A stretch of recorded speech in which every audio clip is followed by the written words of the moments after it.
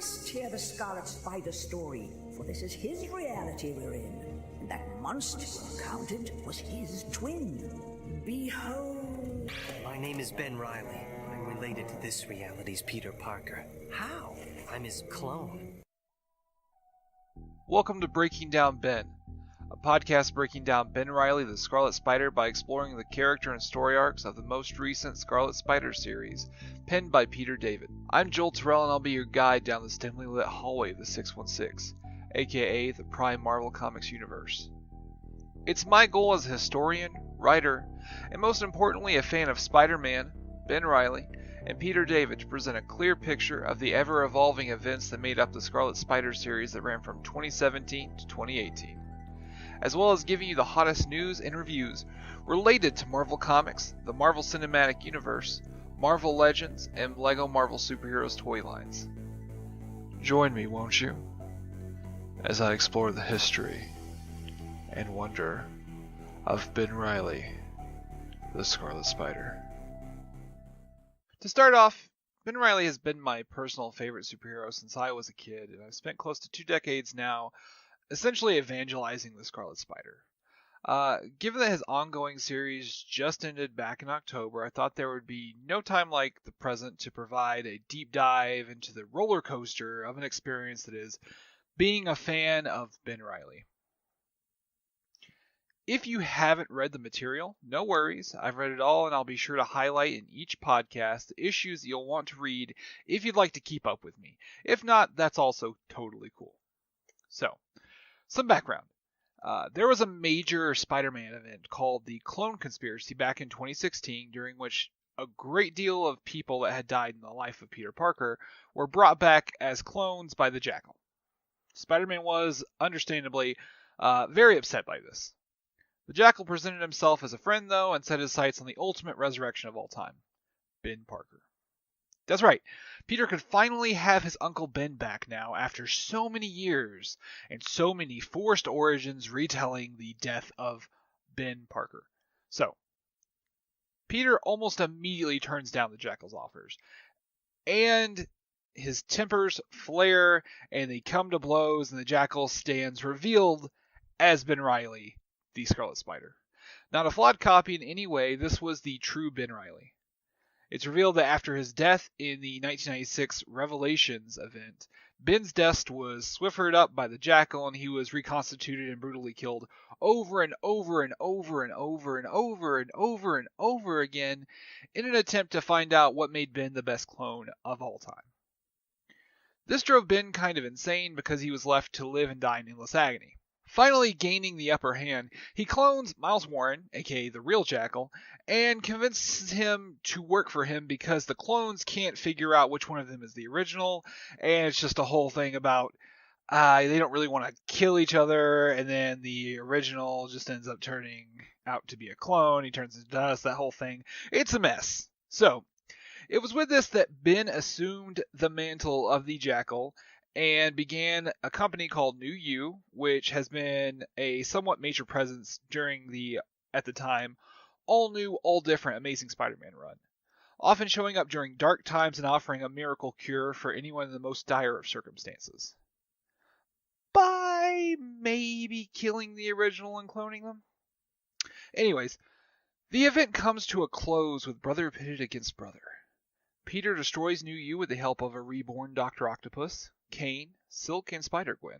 Ben gets away before being destroyed like the rest of the clones, hightailing it to a perfect recreation of Uncle Ben and Aunt May's home from Forest Hills, Queens. He's just looking to catch his breath, but he's confronted then by the real Jackal. Cornered by the original Miles Warren, assured of his legitimacy by the other clones all being reduced to goo, he attacks Ben and legit gets wrecked. I mean, this isn't even fair. Ben burns down the house with Miles inside and heads west. Chew on that, you furry. This series catches up with Ben as he tries to make his way in Las Vegas, Nevada. Like the Kane-centered Scarlet Spider series from a few years ago, the setting mainly serves as a way to give the protagonist a big city to swing in while not having another Spider person running around NYC.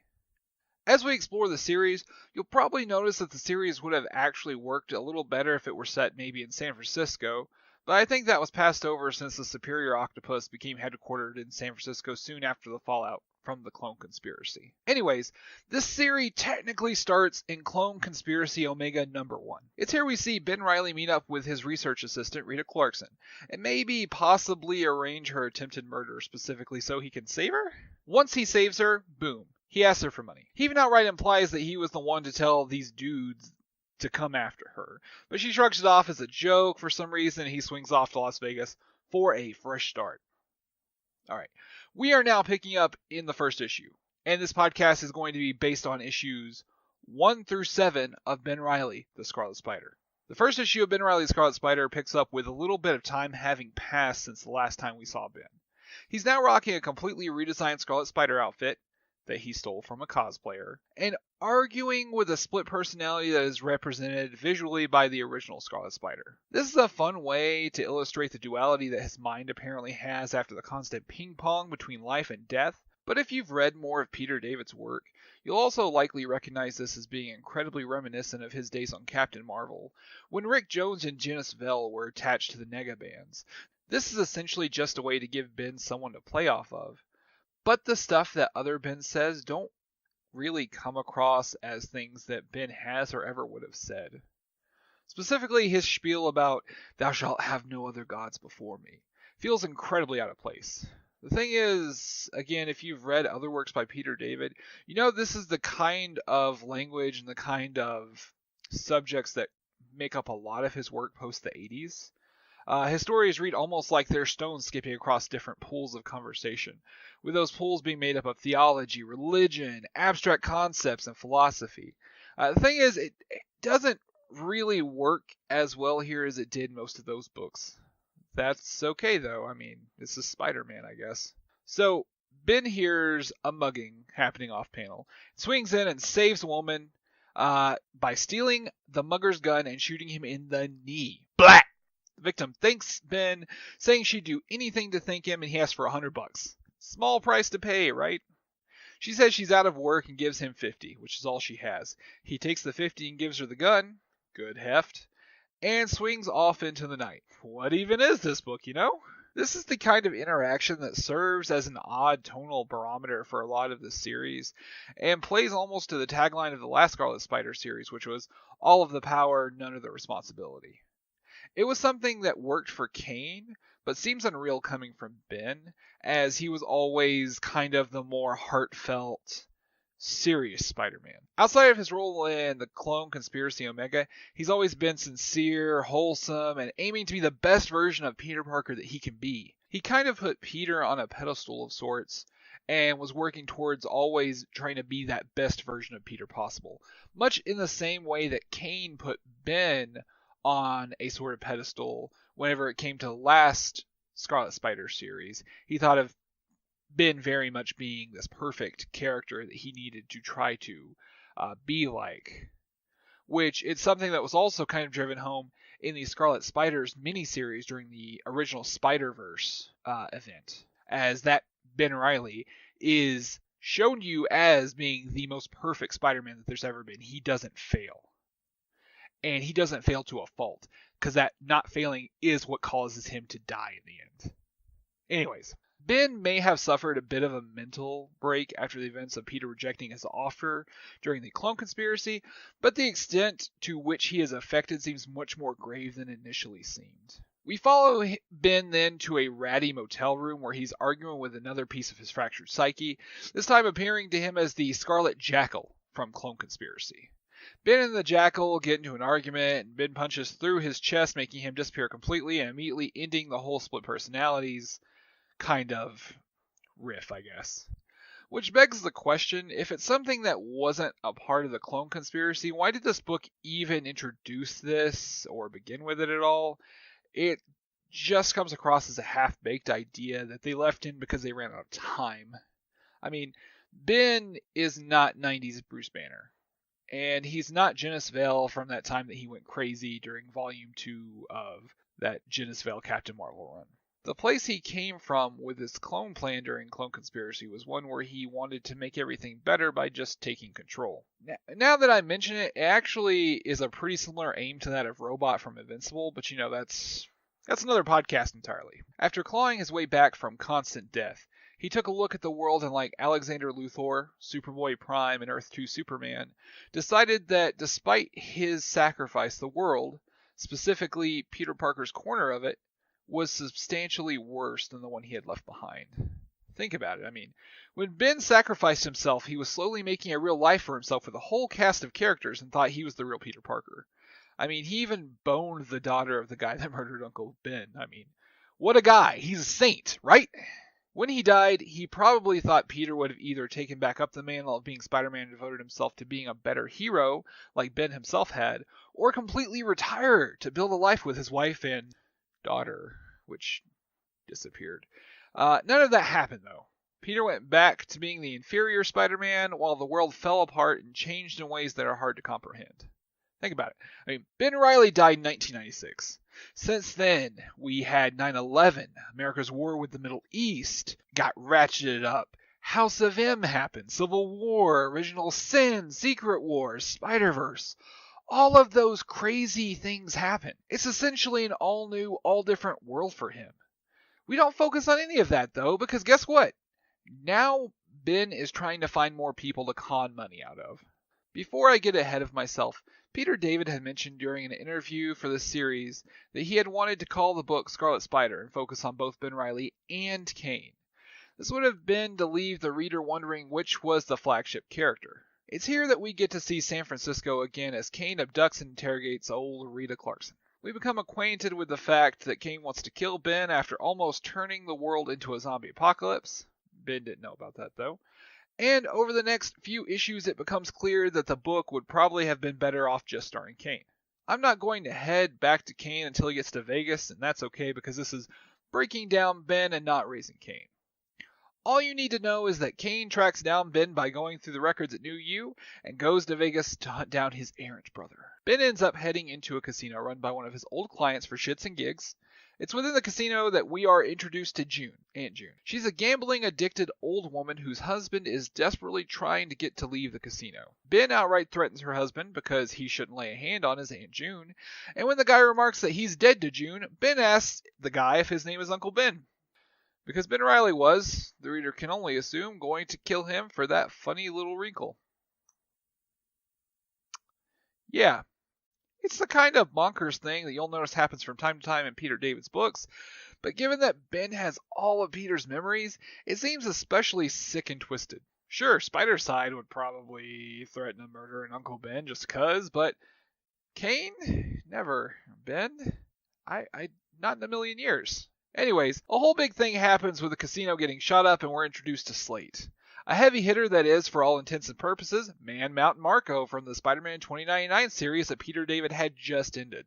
It's crazy, but he is literally almost the exact same character, minus devouring gross amounts of hamburgers. Since Ben handled himself so well during the shootout, Slate takes Ben up to meet the boss.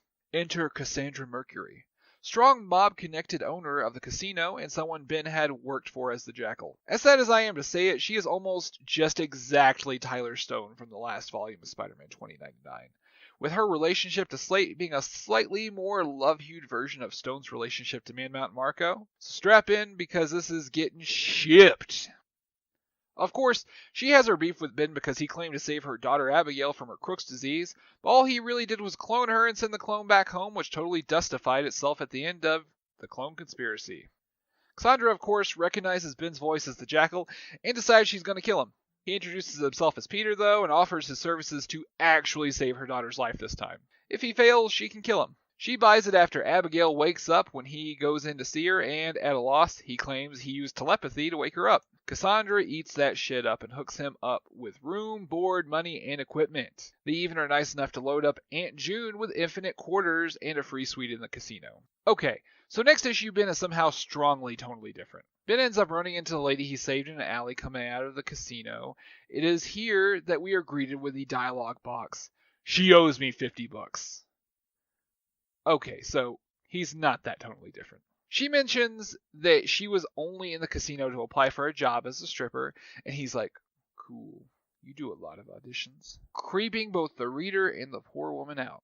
The whole scene is really odd because the dialogue choice is actually very reminiscent of Peter David's Spy Boy series, when it was published by Dark Horse. It's light, and when you read it, strikes as something sort of passionless and scripted. Almost like people don't really talk like that. I can't imagine why. That was something that was fine for Spy Boy, itself being a satirical adventure through the world of spies, totally being placed somewhere between James Bond, The Naked Gun, and Totally Spies.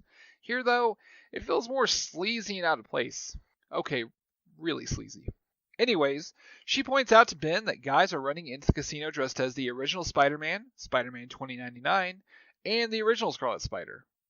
The web spinners are introduced here as a group of vigilantes that are here to take down Cassandra Mercury. As you can imagine, this does not work as they are regular ass dudes. Slate shows up, straight up kills Friendly Neighborhood, and Ben saves the other two from a similar demise. After mopping the floor with Slate, Ben shakes down the man dressed as the Scarlet Spider for the copy of his original outfit, and we're treated to a frankly on the nose yet cathartic takedown of Ben's new costume. One going even so far as to mention it looks like Spider-Side. It's here that we head into issue 4.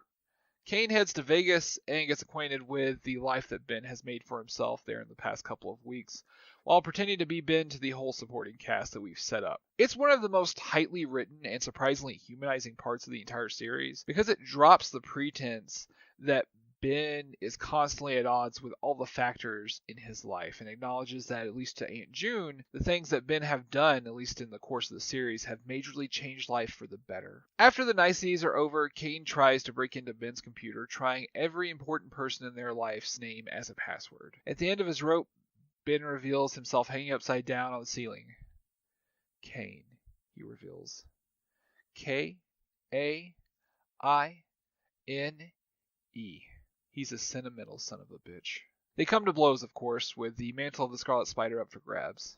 The fighting is mostly housed in issue 5, with them fighting their way across the Las Vegas skyline, and the fight coming to a head at the Mob Museum. While all that is happening, Cassandra Mercury reveals that she is a skilled martial artist and is running through a bunch of ninjas with Slade on their way to meet Thorn, the man that sent the gunman that shot up the casino way back in the first issue. Her and Thorn trade threats, and the conversation ends with him reminding her to give their mom a call. That's right, her brother is head of a rival gang of ninjas. Where have we seen this highly original concept before? Well, again, going back to his previous works, the concept of sibling rivalries and family connectedness is actually a running theme that you see through many works of Peter David. I think that's really to drive home the fact that everyone is connected in some way to somebody else in your life. In Captain Marvel, specifically, we'd see the same sort of thing happening with Epiphany and Entropy. It also kind of serves as a reminder that everybody is something to somebody else. Mother, father, brother, sister, niece, whatever. It's like Star Wars up in this bitch. Ben and Kane have a showdown in the Mob Museum where Ben hands Kane FBI agent Mike Malone's gun, explaining that Malone helped bring down Al Capone, though Elliot Ness got all the credit. That's the kind of historic accuracy I like hearing from you, Peter David. I don't know, you're probably not listening to this, but I love when you do that shit. It is fantastic.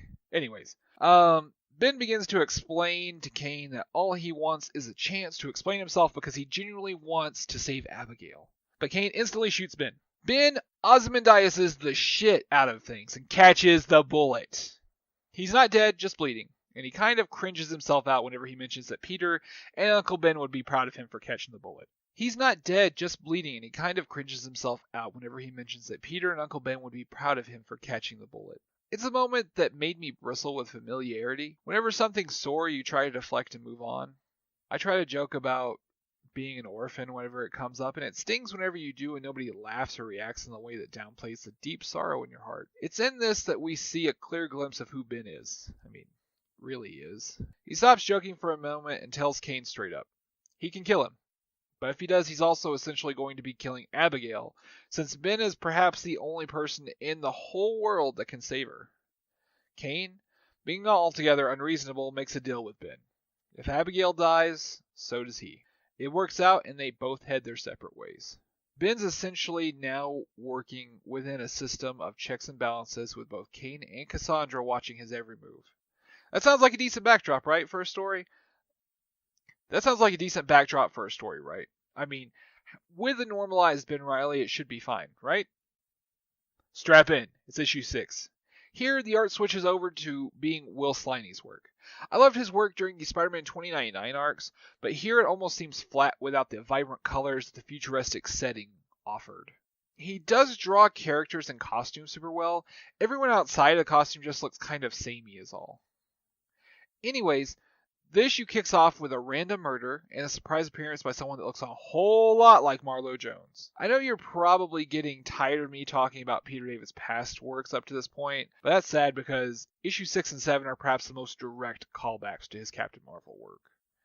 Marlo is Rick Jones's on-again and off-again love interest/wife, and she plays a huge part in that series. Unfortunately, as we soon find out, this is not actually Marlo. We see that Ben has created a new serum to slow the progress of Abigail's crook disease, but is feeling the pressure and doesn't really test the serum at all before administering it to her. This is a move that really echoes Spider-Man's general fly-by-the-seat-of-my-pants attitude, but feels a little wrong given that Ben actually has the money and time to test the serum. Whatever though, right? He'll have at least a half hour before anything goes wrong. While this is happening, we see Marlo walking through the casino, and Aunt June oddly reacts to her fearfully, and Marlo responds that she needs to calm down because she's just passing through. Ben sees Marlo and immediately informs the reader of who she is, and surprise, she knows who he is too. She takes him to the random murder we saw at the opening of the issue, and as they postulate on the reason the murderer has for murdering, they get into a talk about the meeting of destiny and fate. It's in the way that Marlo talks that we get a first clue about her identity. Marlo was bright during Captain Marvel, but this one is clearly playing in a larger sandbox, if you get what I'm saying. Across town, Kane slurps on some sort of milk soup, meets up with a war vet, and gets an offer to come live at the local veterans shelter in a way that almost feels like a naked attempt to appeal to soldiers, kind of like the free comics they always stock at the PX. Not all the way, though. The way she looks at Kane, you know she wants some of that Bernie Burnham, baby. If you get what I'm saying. Again, clearly this chick wants to bone Kane. Yeah. Kane swings over to the casino just in time to catch the show as Abigail just straight up has a terrible seizure and dies from the serum Ben decided to dose her with. Great job, Ben. Great job. Keeping in mind the deal he and Ben struck up last issue, Kane is chasing down Ben to murder the ever-loving hell out of him. In the meantime, Ben is actually stopping the random killers from earlier. They kneecap a young mother pushing a stroller across a crosswalk, and then shoot her in the shoulder before Ben steals the gun and shoots them back in the exact same place, as sort of an eye for an eye thing. Ben doesn't stop there, but points the gun at the back of the head of the killer. This is for me. It's an action that, oddly enough, calls back to issue number 1's claim from the imaginary Scarlet Spider that Ben had fashioned himself as a god. It's an odd point that is driven home further when the victim of the shooting begs Ben to not kill the man. Not in her name. Her begging hits Ben hard, but she made a mistake. She called him Spider-Man. I'm not Spider-Man. He says it flatly and pistol whips the killer. He swings up to the top of a nearby building and meets up with Marlo, then Kane. Kane's out for blood, of course, since Abigail died, and Ben seems sincerely shocked that, for once, he really is a heavy recipient of that old Parker look. Before Kane can get close to finishing the job, Marlo warns she can't let anything happen to Ben. Kane persists and straight up gets killed by Marlo. Ben is flabbergasted. Marlo states, "We should talk." Issue 7 opens with a scene that I will admit broke my heart the first time I saw it. If you've ever been around a dead loved one, you understand, I'm sure. Ben, freaking the hell out, begins quickly giving Kane mouth-to-mouth resuscitation. He won't come back to life, though. After 5 minutes, Ben accepts defeat. Can't bring back someone that can't come back because something is stopping them, you know? That something? Marlo reveals that she is actually the physical manifestation of the concept of death that wanders the Marvel Universe. She explains that Ben is actually very special. He takes this as her meaning she's interested in him romantically, but she shuts that shit down, essentially calling Thanos a no-life beta orbiter and Deadpool a fun fling. She then says that the reason Ben is important is because he has singularly died more than anyone else in the entire history of the universe. Nobody else, not even Mr. Immortal himself from the Great Lakes Avengers, has died as many times as Ben Reilly. She then explains that she was also the one to originally bring Abigail out of a coma, causing Ben to assume she must have killed Abigail last issue as well. This leads to another ongoing theme in Peter David's work, where a protagonist rails against a god or forces in their life for the outcome of their own bad decisions. Normally this is something that would take an issue or two to resolve, but the minute Death claims it's Ben's fault, he takes it. Feeling totally out of his element, Death takes pity on him and takes him to the Vale, a place where souls float around visually represented by giant ivory pearls. She states that these are normal souls and then takes Ben's out, exposing it as being a pitch black and cracked pearl. These are what become of the souls of serial killers and sociopaths. But Ben's neither of those. He's just a death prone. She stresses that his soul is at a breaking point, and if he dies one more time, his soul will be irreversibly damaged. She stresses that his soul is at a breaking point, and if he dies one more time, his soul will be irreversibly damaged. She stresses that his soul is at a breaking point, and if he dies one more time, his soul will be irreversibly damaged, and he'll descend into madness and evil. She reveals that if he can only live a little while, it'll heal on its own, though. And it just takes some time. Ben accepts that, and she takes him back to the rooftop with Cain, explaining that Ben needs to begin a journey to restore the soul of the hero he once was. Before Death heads off, Ben begs her to bring Cain back to life, citing that brothers fight. He also demands that Abigail be raised from the dead. Death gives him a choice, one or the other. Ben argues again here like earlier, and like in Peter David's other works, getting indignant with eternal concepts doesn't really work wonders for your life expectancy. Ben argues again, like earlier and like in Peter David's other works. Ben argues again, like earlier and like in Peter David's other works, getting indignant with eternal concepts doesn't work wonders for your life expectancy. Ben shoots back that she can take his life, if that's what it takes to get them both back to life. Even going so far as to say that Death doesn't actually have the right to just take people like they have before. Understandably, Death says no and Ben lashes out, crying for Death to kill him. He pins her down, a flurry of blows going all over the place. Death just laughs it off, of course, because apparently she needed a good beating, and slaps a big fat kiss on Ben while simultaneously raising both Cain and Abigail from the dead. It's here we get the reveal that both Cain and Ben are back to 100%. Physically, at least. No scars or nothing. It's with that we finish the first arc. Now, I know I've gone on and on about what happened, but let me just say that if you don't know, this Ben Reilly is really weird because he's unlike any depiction of Ben Reilly we've seen before, and he's so unstable. And the reason he's unstable doesn't necessarily make a lot of sense because of the kind of crazy stuff he's been through in his life. Sure, people snap all the time. It just doesn't really read as what happened with him. It doesn't ring true, I guess. On the Clone Saga Chronicles podcast, Peter David stated that he was specifically aiming to put Ben into familiar situations to show how different he was now that he's gone through so much. It's a genius idea and one that worked wonders for the Superior Spider-Man book. It's a genius idea and one that worked wonders for the Superior Spider-Man run, but the only problem is that the voice that Ben carries through much of this first arc, and most of the series, is so tonally different than that of the voice he uses during the Clone Conspiracy, or even back in the day. In fact, when you take in the whole of Ben Reilly the Scarlet Spider series, you begin to realize that there's a major story point that he could have played up and didn't. What else could have illustrated that point as well as being bonded back to the symbiote that created Spider Carnage? The monster that almost wreaked total havoc across New York.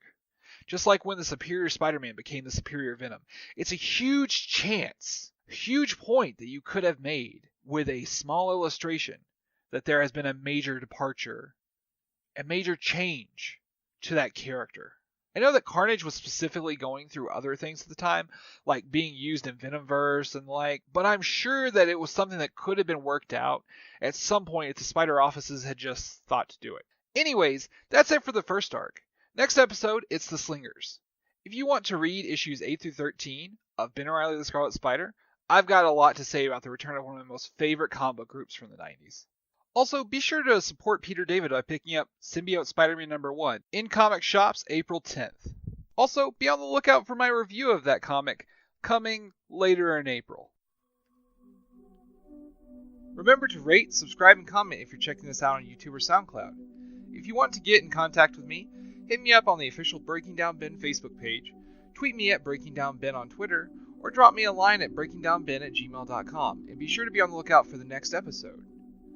If you didn't notice the banner, I plan on also regularly posting a comics review podcast once a month, where I'll cover what's going on in Amazing, Spectacular, Friendly Neighborhood, Superior, Miles Morales, and Venom. It's during these episodes I'll also talk about all the Spider-Man news that's fit to print in the world of film, toys, and video games.